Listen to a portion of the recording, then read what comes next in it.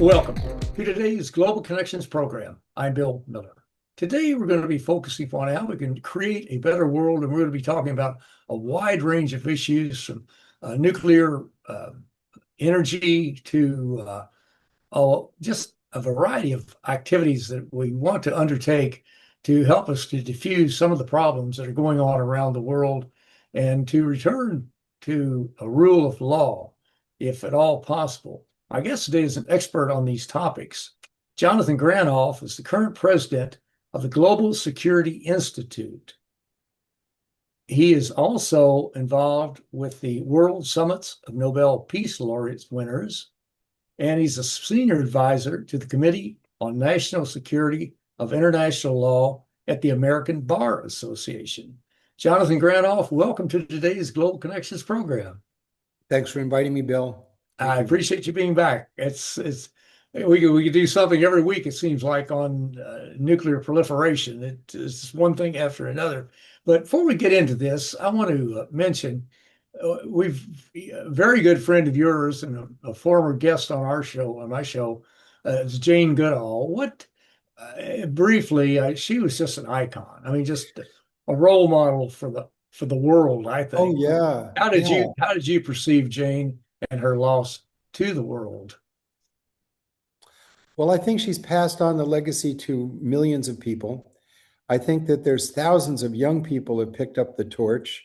And in fact, just before she passed away, that she gave a intervention at the Explorers Club, where a book called Hope for Seven Generations was being presented. And she presented the reasons for hope that she had. And one of the reasons that she gave was the extraordinary response that she gets from young people all over the world. That number two, the resilience that she's seen in the human spirit. And number three, the extraordinary regenerative processes of nature when it's left alone. But for me, what was most important with Jane was when she said we, she didn't just mean women or women and men. She meant all of the web of life, all of the other creatures as well. So whenever I would speak with her publicly about nuclear weapons and nuclear non-proliferation, nuclear disarmament, she would invariably bring up the point that not only would their use destroy humanity, but it would destroy many other species as well. So I've always thought, and I've actually used that. I said, Jane, you're promoting a new sort of organization that I would call Hearts Without Borders. You have Doctors Without Borders. Exactly. And I had the privilege of sharing a poem with her at her 90th birthday, which, since you raise it, it resonated with her, and I'll share it now. Okay. Okay. Is that okay? Sure. Go right ahead. Little poetry, before we get into there are places that the senses can't go that the mind can. There are places the mind cannot go that the intellect can. There's places that the intellect cannot go that wisdom can. There's places that wisdom cannot go that grace can. There's places that even grace cannot go that love can. Because love alone can take us home. Let's all go home together. Words to live by. and I got a big hug from her. I'll bet. Yeah. And she, by the way, she was a fantastic poet as well. I hope I'm going to encourage the Jane Goodall Institute to publish a book of her poetry, because she was just an inspiration in every direction that she went, because her heart was so pure, and her sense of integrity and speaking truth to power when she was in the jungles of Tanzania. And she never wavered from staying on message. She's an example for all of us. She certainly is. And another perhaps not well-known fact about her, she loved Kentucky bourbon. So yeah, lots of wonderful qualities. But let's get into this before we run out of time. Let me just jump right into it. We'll start with nuclear proliferation and this whole rattling of sabers and rattling of nukes and what have you. Where are we today? And this is going to be a hard one to answer probably, but where are we as far as trying to reduce the tension and the possibility of some type of nuclear exchange? We're in the most dangerous moment in human history on the subject. After the Cuban Missile Crisis, in which our intelligence was flawed. We thought that the deployments in Cuba were not operational, but subsequently we found out that they were quite operational. And Fidel Castro, when asked by Robert McNamara, what would you have done had we invaded? Castro said, we would have launched. Excuse me? We would have launched. But if you had launched, Cuba would have been vaporized. And Castro said, well, yes, we understand that, but you would do the same thing. That was the logic that we were trapped in. And it was only, and I got involved in this issue having, when I was young, very young, being an intern for a congressman and Robert Kennedy, the then senator from New York, took a group of us out for lunch and explained how close we came in the Cuban Missile Crisis, and said, and I'll never forget this, he said, if we get every other issue right and don't get this right, it won't matter. This is the moral and practical litmus test of modernity. We have created this device, which the more we perfect it, the less security we obtain. And we stand ready today with over 13,000 of these in the world. And if less than 2% were used, it would throw about 5 million tons of soot into the stratosphere and destroy the agricultural base of humanity. Pursuant to the lessons from the Cuban Missile Crisis that the then Soviet Union and the United States had, and the intelligence reports of the KGB and the CIA, they determined that absent legal constraints, there would be dozens of nuclear weapon states within decades in the world. And thus they created the Nuclear Non-Proliferation Treaty, which entered into force in 1970, thanks to Richard Nixon. And it contained within it a provision that after 25 years, it would be reviewed to be determined whether it would be extended indefinitely, extended for another period of time to determine whether the P5, the United States, France, the United Kingdom, China, and Russia had lived up to their disarmament promises within the treaty, or whether it would be terminated. And it was determined that it would be indefinitely extended. But it was also agreed that every 5 years there would be review of the progress on disarmament. So in 2000, there were commitments made, and I quote, the United States made and so did Russia, and so did the other members, an unequivocal undertaking to pursue the universal elimination of nuclear weapons, and also obtain a test ban treaty, also reduce the political salience of the weapons, do things that were strengthening the rule of law, strengthening security for everybody, diminishing no country's security, and making the world safer. Again, in 2010, these were reiterated, and further strengthening measures agreed upon, strengthening the inspection regime. But subsequent to that, we haven't lived up to these. And now we know that there have been numerous near misses from computer errors or human errors where we've come very close to annihilating humanity. Even after the Cold War, you had an incident in 1995 where the weather satellite was launched off the coast of Norway, and the Norwegians notified the Russians about it, but it didn't get passed up the command and control. And Boris Yeltsin, then president of Russia, was told that they were under attack. And he just had, metaphorically, the football was open. They were ready to launch before getting hit. My goodness. He said that he wasn't worried because he knew Bill Clinton. He trusted him. Trust was the currency of the realm that got us out of the Cold War. Trust has been something that has saved us time and time again. And reason, simple common sense. There was a report that the United States, was subject to a full-scale Soviet launch, and it was simply a computer error. That the satellites that were watching the horizon hadn't been programmed to distinguish between a sunrise and missile launches. We had an incident in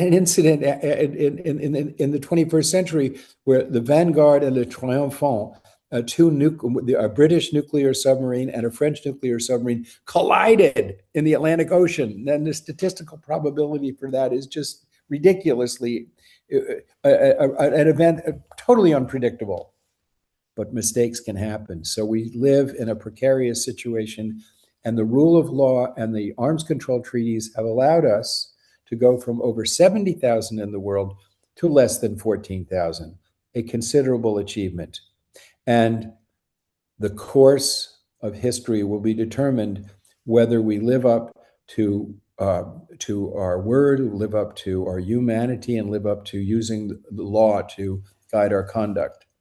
The bombing of international atomic energy safeguarded facilities in Iran was by the United States remains a challenge to the confidence in the regime. Let me just get rid of that. The invasion by special forces of Venezuela recently, without a declaration of war, or without any real threat from Venezuela to the security of the United States, in derogation of both the War Powers Act and the Charter of the United Nations, evidences a callous disregard for the value of the rule of law. The threat of the United States to use force against a NATO ally boggles the imagination. I mean, it not only does it challenge the entire United Nations system, which, by the way, is a ratified treaty, making it, according to the United States Constitution, the supreme law of the land, but it violates domestic law. We have a War Powers Act, and it's just been ignored. So when the most powerful country in the world doesn't pay appropriate respect for its own treaty obligations, for its own domestic law, and especially for the Nuclear Non-Proliferation Treaty, we stand on the verge of a cascade of proliferation. Query: can our allies, our NATO allies, which have restrained themselves from developing nuclear weapons, believing that they were under a umbrella of the United States deterrent, will they continue to have confidence in that? Will South Korea continue to have confidence in that? Will Japan have confidence in that? Even if we have explicit agreements of security mutuality. That's where we are today. We don't know what the future is going to hold, but we are not seeing the United States of America live up to either its domestic laws or international law. And this is very serious. It certainly is. And it's a situation where even if we were into an agreement, tomorrow that agreement could be dashed. So there's just no confidence in the United States. There's no trust in the United States government. That's been said time and time again. And the fact that treaties or agreements don't mean much to the powers that be, the Trump administration, and they think they're there just to be broken and to develop a bilateral relationship, which will not work. It has not worked in the past. But these are serious issues, and I appreciate your very sobering but your very effective and accurate overview of how we kind of came from, well, earlier and then through the Cuban Missile Crisis in 1962. But you're absolutely right. Even a small percentage of the 12,000 or so nuclear weapons could create a nuclear winter that would destroy most of the planet. And I know of at least, you probably know more, at least 12, 13 documented incidents where they were almost going to, or there was a possibility of a nuclear exchange, especially we were one red button alert, push the button with the Cubans, as you mentioned, and that could have been the end of most of all living things as we know it. But this is extremely, extremely dangerous. Well, where are we today? How can we get this trust, this confidence? First off, how can we educate? This is one of the problems. We have a large percentage of the American public, not the majority, but a percentage who is just really not well versed. They don't understand. They're not well educated, to be quite honest, on these. They don't know history. and they don't know how we got from point A to point G or whatever. But how can we improve our educational system and also get politicians who will stop playing for the camera and doing short bites so they can get on the evening news and actually providing leadership and learning about these issues? Well, the politicians that we produce are, as long as we don't have campaign finance reform, are going to be beholden to the people that fund their campaigns. But I think that every citizen can ask every politician, what are you doing to eliminate nuclear weapons? What are you doing to eliminate poverty, which is we're the first generation in the world that could actually eliminate poverty. It would be a pittance of our military budget, and the technology to do it and social organization to do it is there. It's the political will that's not there. What do you do? And there's a moral issue here. What are you doing to eliminate poverty? What are you doing to protect the climate?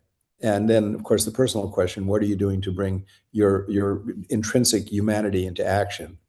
But on nuclear education, I'm part of a thing called Voices for a Nuclear Weapons-Free World, which is part of the United Religions Initiative. And that organization was this working group has William Perry, former Secretary of Defense. George Shultz was one of the founders. Ambassador Thomas Graham, who negotiated the START Treaty, the Comprehensive Test Ban Treaty, the Nuclear Non-Proliferation Treaty, the Chemical Weapons Convention was part of it, Ambassador James Goodby, and lots of activists. And we have made August 6th every year Nuclear Prayer Day.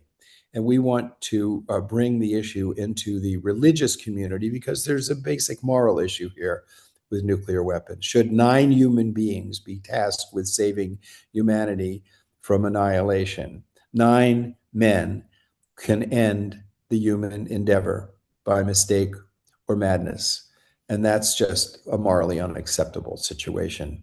Also, the arsenals as constituted really violate the golden rule.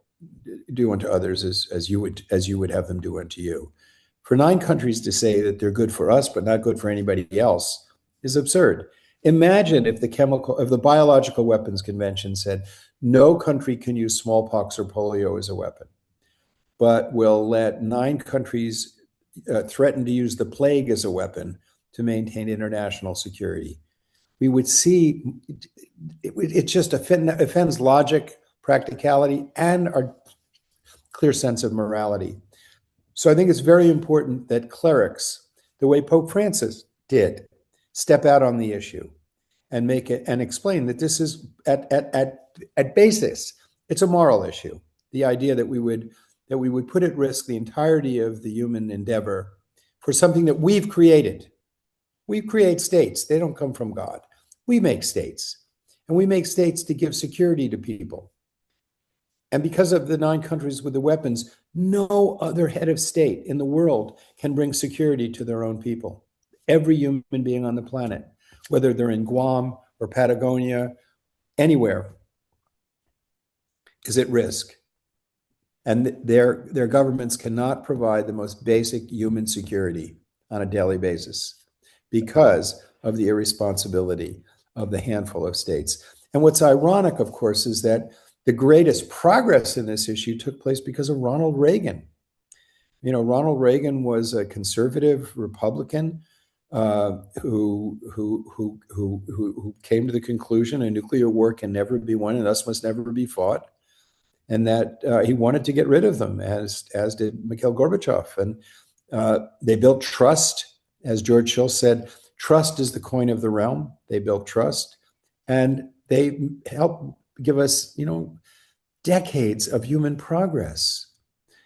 Hundreds of millions of people the world over pulled out of poverty. Tremendous technological breakthroughs, and now we're putting all of this at risk. And it boggles my mind as to what the alternative world that people who are undermining the strength of the institutions that we need to have cooperative human security on the planet Earth, what they're envisioning is a preferable system. Then that's where we are. We're in a quandary. And I think of the Star-Spangled Banner ends with a question. Oh, does that Star-Spangled Banner still wave o'er the land of the free and the brave? Does it still wave? And that's in our hands.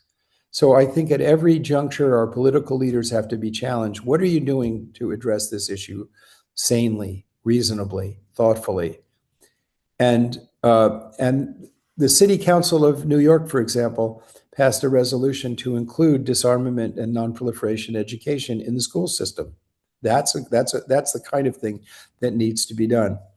On the Global Security Institute, we are the fiscal sponsor of Parliamentarians for Nuclear Non-Proliferation and Disarmament, which is in over 80 countries and has hundreds of parliamentarians of different political persuasions as part of it. But it's really important that we have elected officials who understand what Ronald Reagan understood, who understand what Richard Nixon understood when he pushed and helped bring us a biological weapons convention, that what George Bush Sr. did in helping to negotiate the Chemical Weapons Convention, and understand that the issue of nuclear weapons and weapons of mass destruction is not a partisan issue. It's an issue of right, wrong, an issue of smart, dumb. It's not a partisan issue. And that every political candidate has to answer what they intend to do to help make us free of this threat. The last point is there's a lack of understanding of the overshadowing of this threat and how it affects all the other issues that we need to deal with. Deal with secure trade, secure financial systems, the fact that pandemics don't have passports, protecting the oceans, which the health of which we all depend upon, since 60% of our oxygen comes from the phytoplankton, the health of the climate.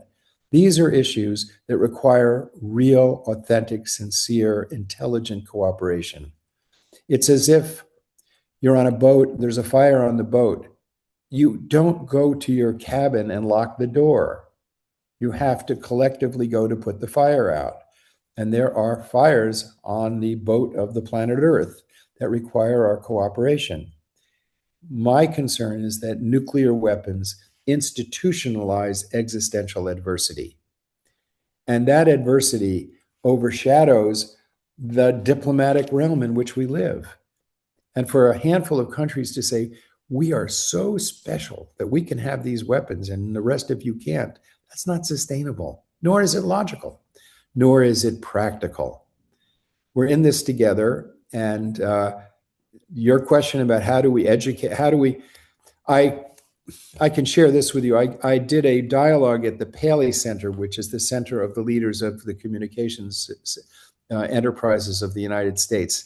And Michael Douglas introduced us, and the two, I chaired the panel. The panelists were Izumi Nakamitsu, who's the Undersecretary General of the United Nations in the Office of Disarmament Affairs. Been on our program before, yes. And Ambassador Bonnie Jenkins, who was head of it in the Obama administration. And I know, I think she was also, yes, and she also had a lead position in the Biden administration, one of our leading diplomats in the field of the United States. And I began and I said, now in the audience you had all of the major networks, Fox, ABC, CBS, all of the major press.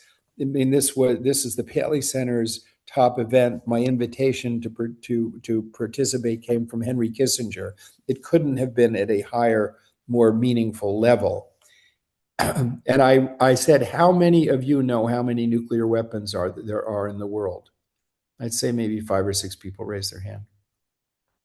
How many of you know what is the standard whereby the United States, forget the other 8 states with nuclear weapons, just the United States, our country, how many of you know what is the policy of when we would use them? I think 2 people raised their hand.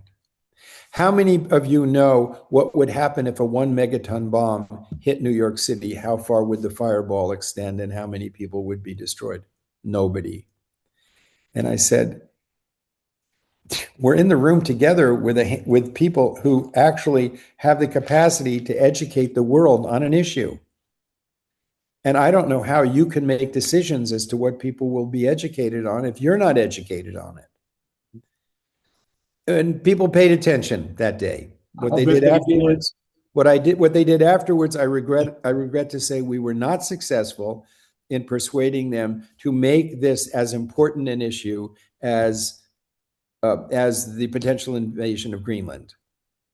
Which I think, by the way, if there was a General Assembly resolution that said we're going to rename Greenland Epstein Land, it would disappear from the public dialogue.